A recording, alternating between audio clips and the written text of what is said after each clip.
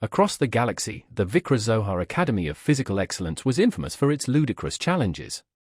For millennia, these contests had sparked interstellar conflicts and even caused a minor extinction event. Yet, the allure of their extravagant prizes, enough to purchase a small moon and fuel a millennium-long party, remained irresistible. The latest challenge, the 24-hour gauntlet, seemed deceptively simple: stay active, complete a series of brutal exercises, and claim unimaginable wealth. The catch? No one had ever completed it, not even species capable of bench-pressing planetoids or calculating quantum probabilities mid-nit. As the gymnasium doors opened, the galaxy held its breath. Spectators, from species who considered exercise a vulgarity to those who couldn't move but loved a good spectacle of suffering, packed the viewing platforms. Amidst the fanfare, a human named Dougal Struth strolled in, sporting a faded t-shirt proclaiming, "I lift things and put them back down." He wasn't there for the challenge, he was on a backpacking trip and mistook the gymnasium for a restroom. Intrigued by the lively atmosphere, he accepted a strangely purple protein bar from a bland vendor and, distracted by its alternating bubblegum despair aftertaste, unwittingly signed a multilingual disclaimer he couldn't read. As the countdown commenced, Dougal surveyed the arena, a marvel of architecture filled with equipment resembling medieval torture devices. In awed wackle, the Academy head boomed instructions on proper squatting technique, launching the gauntlet with a dramatic flourish of all four arms. The first trial, the treadmill of eternal uphill, simulated an ever-steepening mountain climb under fluctuating gravity. While other competitors psyched themselves up, Dougal fiddled with his earbuds, selecting a playlist titled "Chill Beats for Lifting Heavy Stuff." Chaos ensued as treadmills lurched between gravity extremes, but Dougal simply adjusted his stride, muttering, "This thing's kind of nice." An incredulous Yarith commentator questioned if he even understood the challenge. The anti-gravity obstacle course followed, a series of floating platforms demanding leaps and contortions in zero-G. Competitors slammed into walls, but Dougal, comparing it to a trampoline park back home, navigated with surprising grace. By the first hour's end, half the contestants had retired, injured or simply overwhelmed. Dougal, meanwhile, inquired about snacks. The Vikra staff were bewildered. Dougal's vitals remained at resting levels, defying all expectations. Inord lamented their decision not to ban humans after the galactic chili eating contest incident. To the galactic audience, Dougal became an enigma, an unremarkable human effortlessly dismantling the galaxy's most grueling endurance test.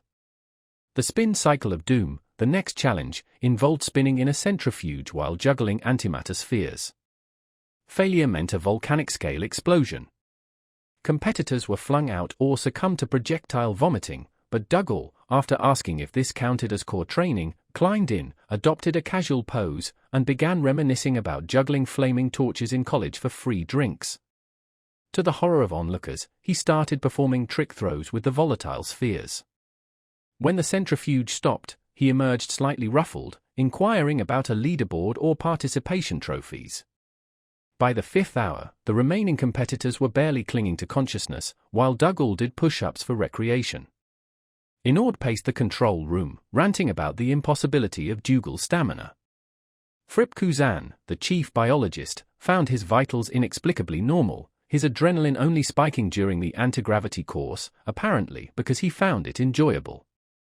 The idea that humans might train by routinely subjecting themselves to grueling challenges for no logical reason, particularly something called a triathlon, sent shivers down the room. Dougal, meanwhile, reached the quantum weightlift, where a barbell's weight randomly fluctuated between 5 and 5,000 cog while competitors solved math problems.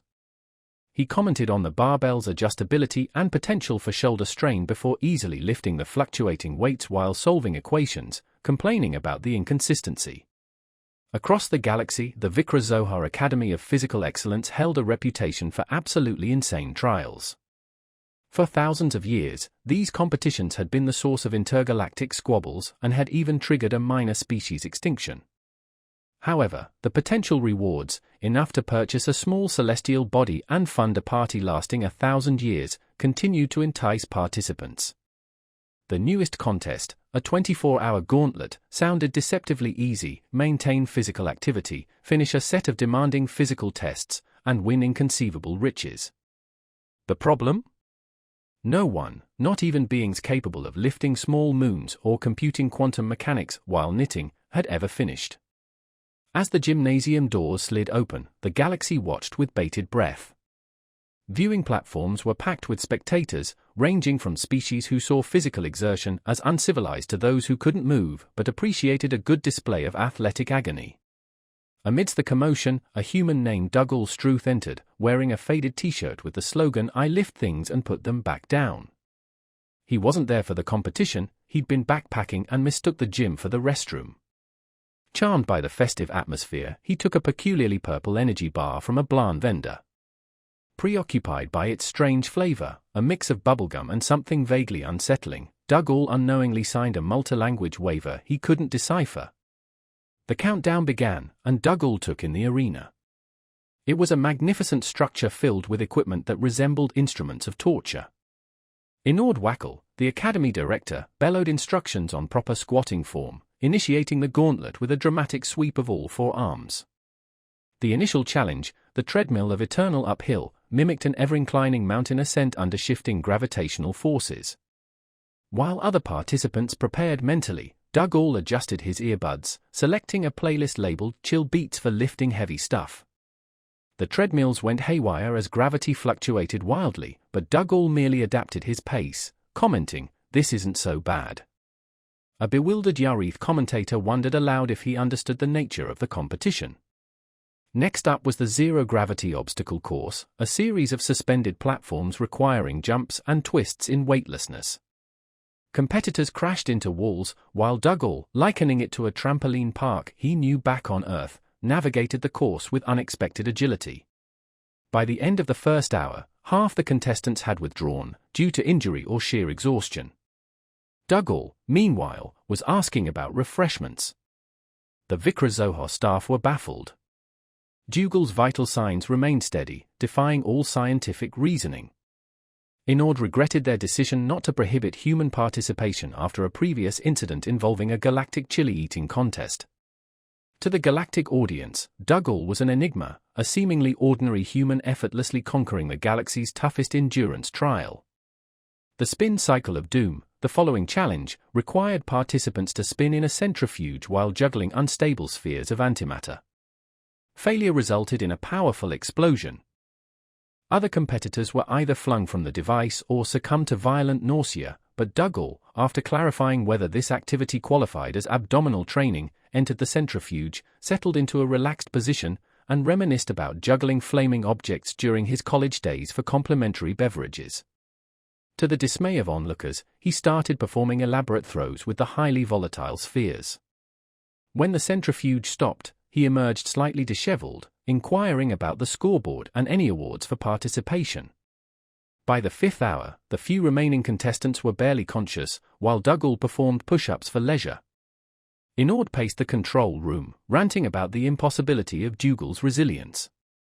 Fripp Kuzan, the chief biologist, discovered that Dougal's vitals were inexplicably normal, his adrenaline surging only during the zero-gravity course, apparently due to enjoyment. The notion that humans might routinely engage in strenuous activities for no apparent reason, specifically something called a triathlon, sent a collective shiver through the room. Dougal, meanwhile, had reached the quantum weightlift, where a barbell's weight fluctuated randomly between 5 and 5,000 cog while competitors solved mathematical problems. He remarked on the barbell's adjustable nature and the potential for shoulder discomfort before effortlessly lifting the shifting weights and solving equations, while expressing his annoyance at the weight inconsistencies. The Vikra staff were utterly perplexed. Dougal's physiological readings remained stubbornly within normal parameters, defying all known biological principles.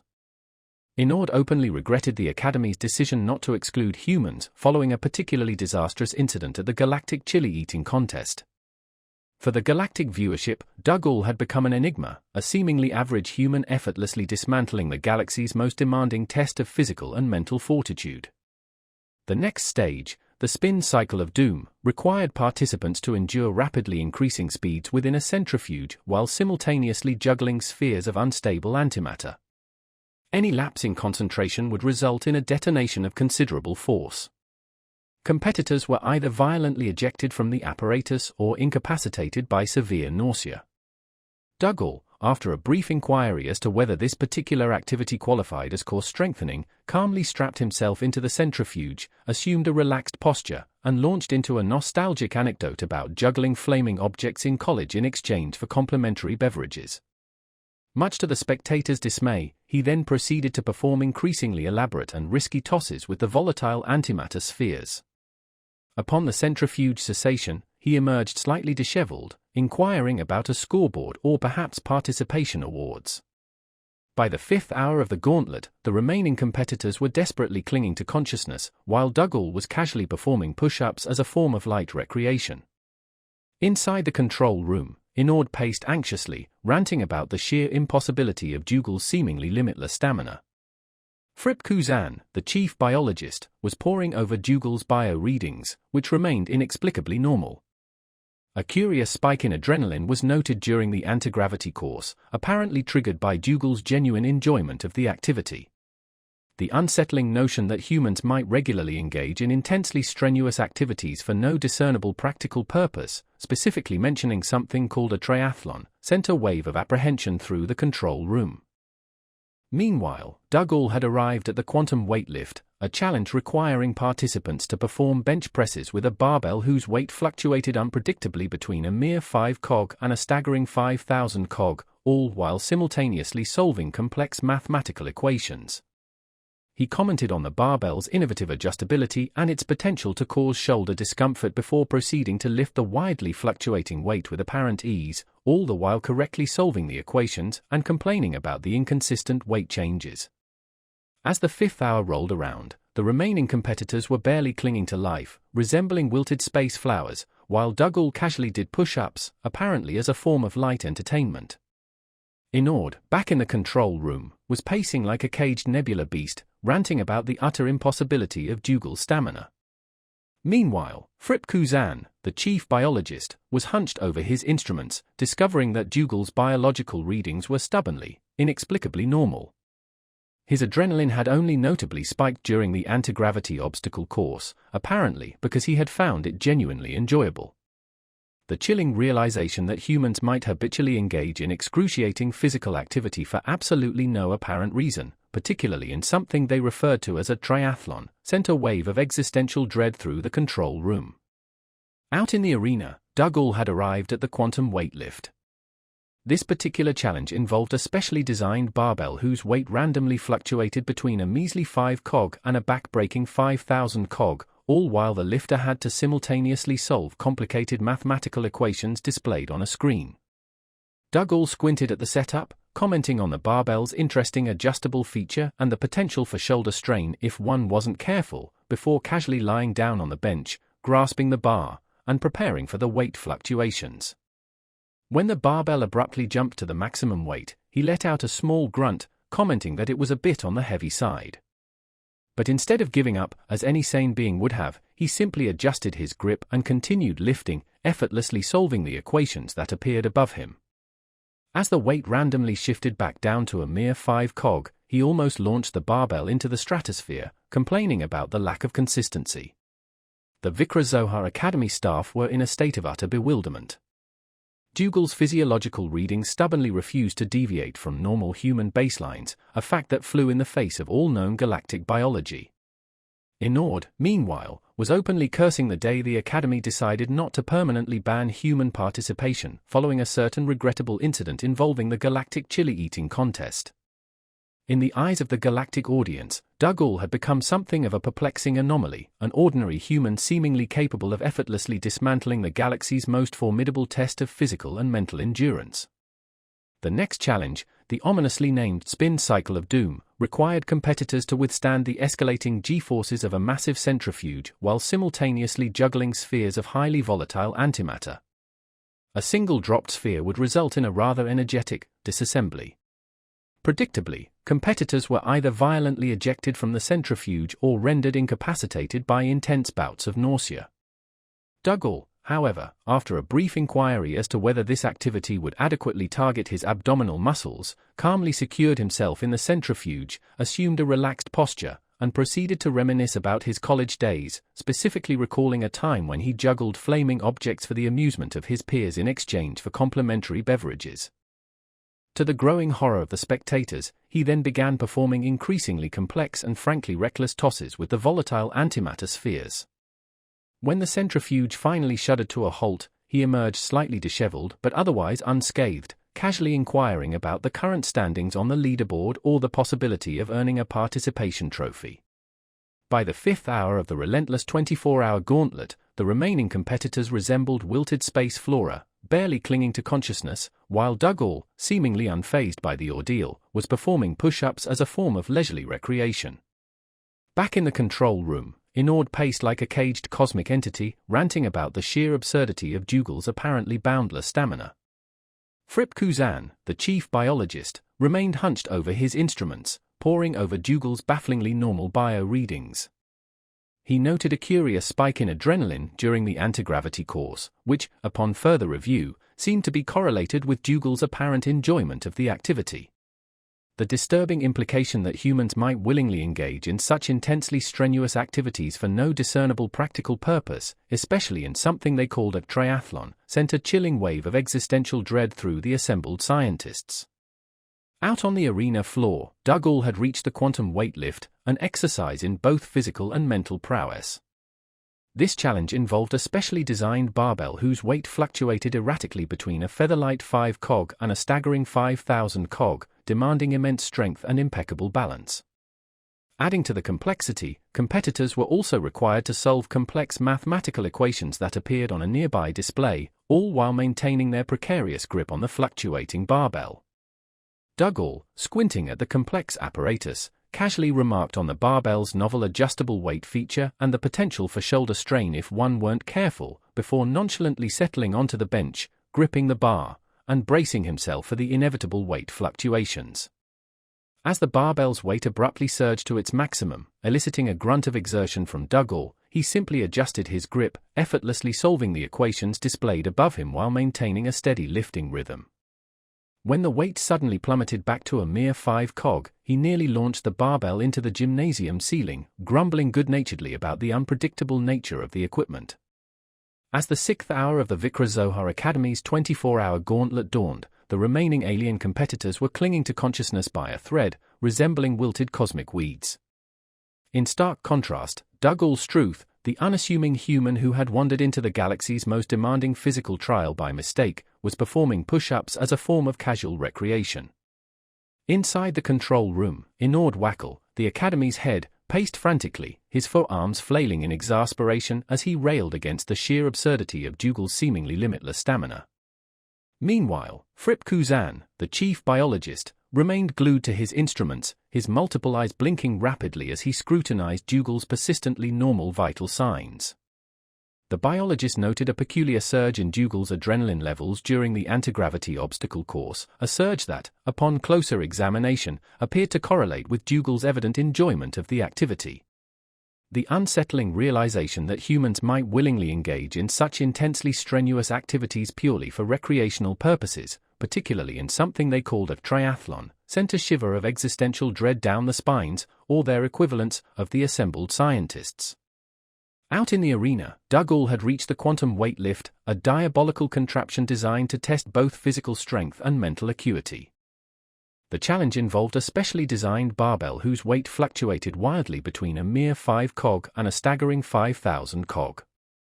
To further complicate matters, competitors were simultaneously tasked with solving complex mathematical equations displayed on a nearby screen while maintaining their grip on the capricious barbell.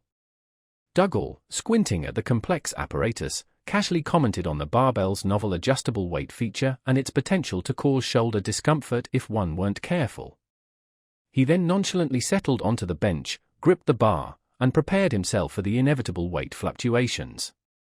As the barbell's weight abruptly surged to its maximum, eliciting a grunt of mild exertion from Dougal, he simply adjusted his grip and continued lifting, effortlessly solving the equations displayed above him. When the weight suddenly plummeted back to a mere 5 cog, he nearly launched the barbell into the gymnasium ceiling, muttering good-naturedly about the unpredictable nature of the equipment. The Vikram Zohar staff watched in stunned disbelief. Dougal's physiological readings stubbornly refused to deviate from normal human baselines, a phenomenon that defied all known galactic biological principles. Inord cursed the day the Academy had decided not to permanently ban human participation following a particularly regrettable incident involving the galactic chili eating contest. To the galactic audience, Dougal had become an enigma, an ordinary human seemingly capable of effortlessly conquering the galaxy's most grueling test of physical and mental endurance. The next challenge, the ominously named spin cycle of doom, involved withstanding the escalating G-forces within a massive centrifuge while simultaneously juggling spheres of highly volatile antimatter. A single dropped sphere would result in a rather spectacular display of energy. As predicted, most competitors were either violently ejected from the centrifuge or rendered incapacitated by intense bouts of nausea. Dougal, however, after a brief inquiry as to whether this particular activity would effectively target his core muscles, calmly secured himself within the spinning contraption, assumed a relaxed posture, and proceeded to regale the judges with a nostalgic anecdote about juggling flaming torches during his university days, all for the reward of complimentary beverages. To the growing horror of the spectators, he then began performing increasingly complex and frankly reckless tosses with the volatile antimatter spheres, seemingly oblivious to the potential consequences. When the centrifuge finally shuddered to a halt, he emerged slightly disheveled but otherwise unscathed, casually inquiring about the current standings or the possibility of receiving a participation trophy. Across the galaxy, the Vikra-Zohar Academy of Physical Excellence was notorious for its utterly insane trials. For over 3 millennia, these competitions had been the catalyst for everything from intergalactic diplomatic rows to a minor extinction-level event on the swampy planet of Glyvar 7. Yet, the allure of their prizes, enough to purchase a small moon and throw a millennium-long party on it, was undeniably strong. The current challenge, the 24-hour gauntlet, sounded deceptively straightforward: remain active for a full day, complete a series of progressively brutal exercises, and claim unimaginable wealth. Simple, right? Wrong. As the challenge promoters incessantly reminded participants, nobody had ever completed it.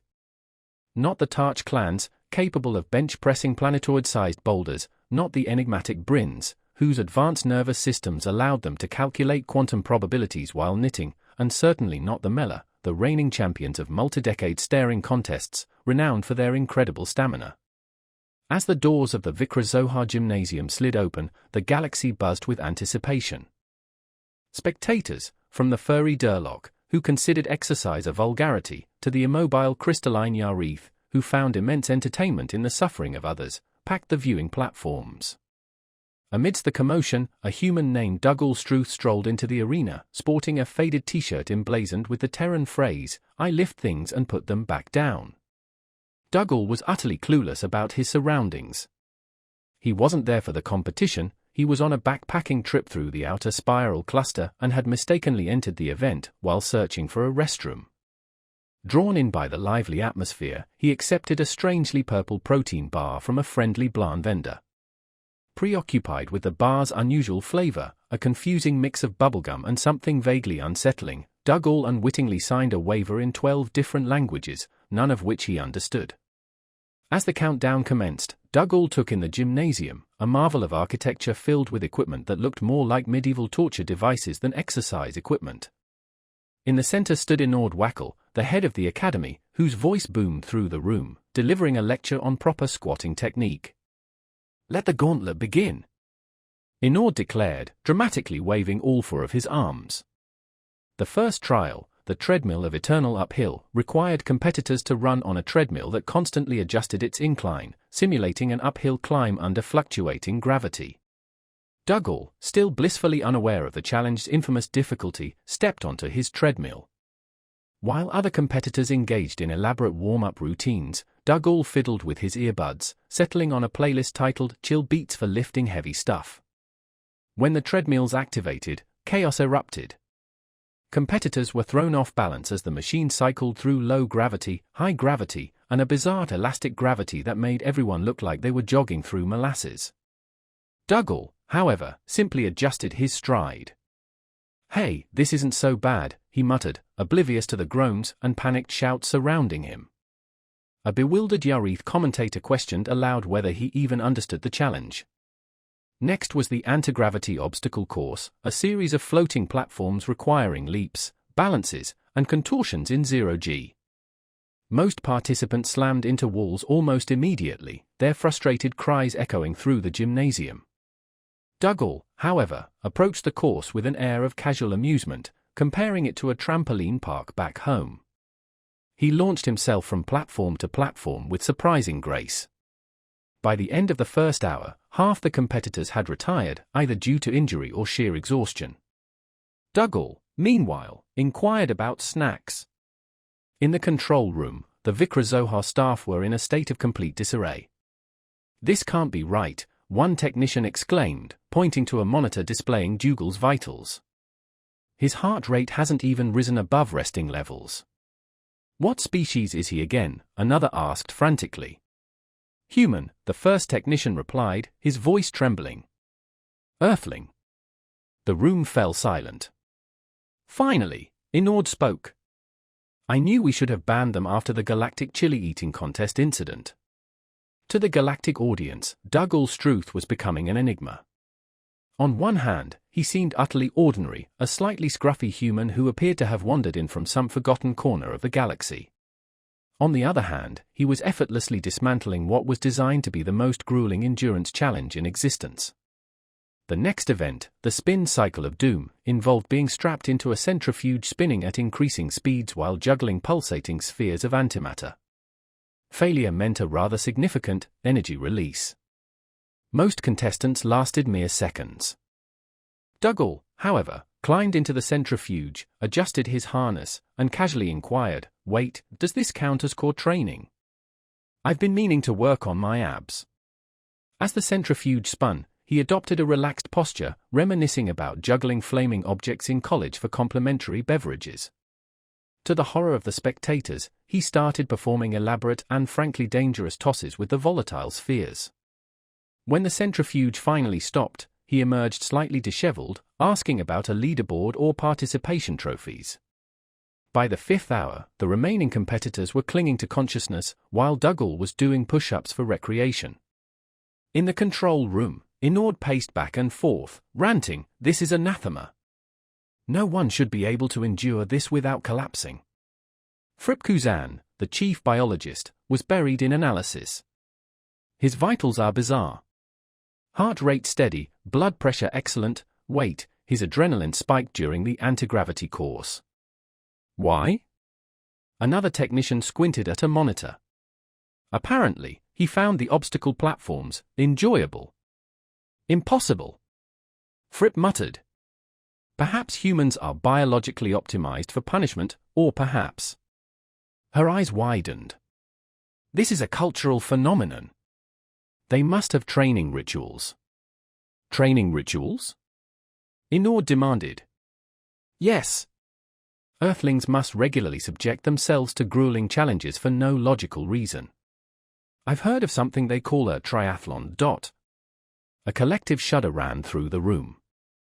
Meanwhile, Dougal had reached the quantum weightlift, where a barbell's weight fluctuated between 5 and 5,000 cog while competitors solved arithmetic problems projected onto their foreheads.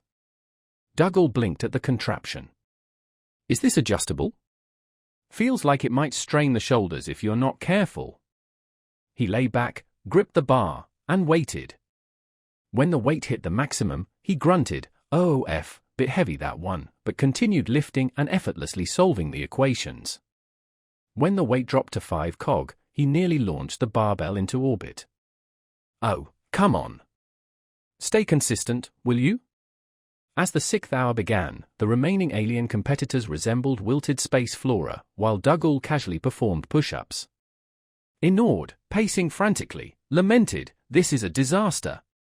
What will the galaxy say when they find out a human made us look like fools?" Fripp, glued to her monitors, softly replied, "I think the galaxy already knows." Meanwhile, Dougal was browsing the Day 2 schedule. Lava Leap was fun, he mused. "Oh, meteor dodge sounds like dodgeball. I was pretty good at that in school." He paused when a nervous Durlock attendant approached. "Excuse me, Mr. Human, are you feeling prepared?" Dougal frowned. "Prepared?" I mean, sure, I guess. Do we get to warm up first, though? Gotta protect the old hamstrings. He slapped his leg, causing the attendant to flinch. Right, of course. I'll just leave you to it. Meteor dodge involved navigating an obstacle course while being bombarded with simulated meteors. Dougal approached the starting line grinning. Woo boy. Haven't done dodgeball in years. Hope I'm not rusty. The remaining competitors glared at him. The event began, and meteors rained down, causing instant chaos. Dougal, however, was in his element. He ducked, weaved, and rolled, even catching a meteor and throwing it back, accidentally disabling a turret. Boom! Still got it, he shouted. In the control room, despair reigned. This isn't a competition anymore, Inord muttered. It's a comedy routine.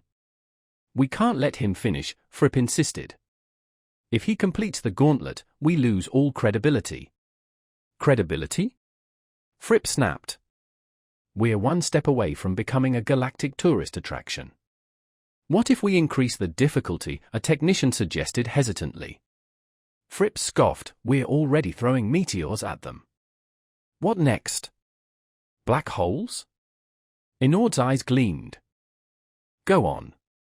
The next event, hastily modified, became the Gravity Gauntlet Extreme, with added wormhole anomalies and antimatter spikes. Dougal, undeterred, approached the starting line. Whoa, looks like someone turned the difficulty up to 11. He chuckled. He charged forward, using the wormholes to his advantage, swinging and dodging with improbable skill. When he finished, he grinned at the judges. Not bad. Bit tricky near the middle, though.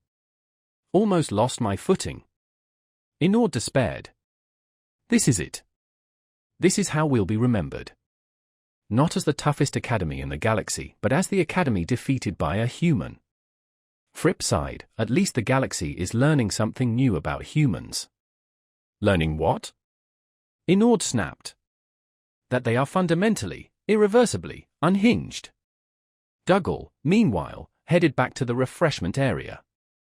Hope they restock the minty cubes, he said cheerfully. The final event, the Colossus Circuit, was designed to be the ultimate test of endurance.